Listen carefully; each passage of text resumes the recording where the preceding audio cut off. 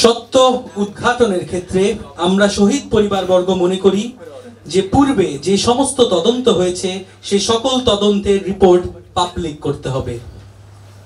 2, ন্যায় বিচারের আলোকে আমরা শহীদ পরিবারবর্গ মনে করি যে হাইকোর্ট ডিভিশনের রায় মোতাবেক 3 জন জজ যে ইনকোয়ারি কমিশনের কথা বলেছে অবিলম্বে সেই ইনকোয়ারি কমিশন গঠন করতে হবে।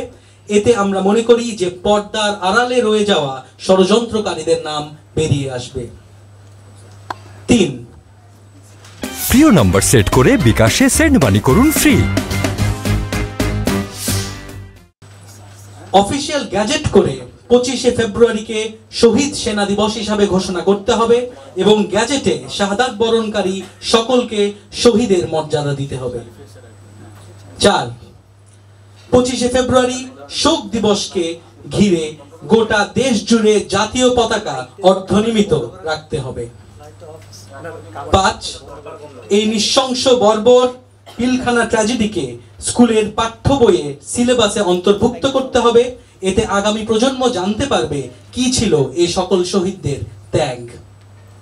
6, যে সকল সেনা কর্মকর্তা এই ঘটনাকে ঘিরে চাকরিচ্যুত হয়েছে তাদেরকে চাকরি ফিরিয়ে দিতে হবে অথবা তাদের যথাযথ কম্পেনসেশন প্রদান করতে হবে।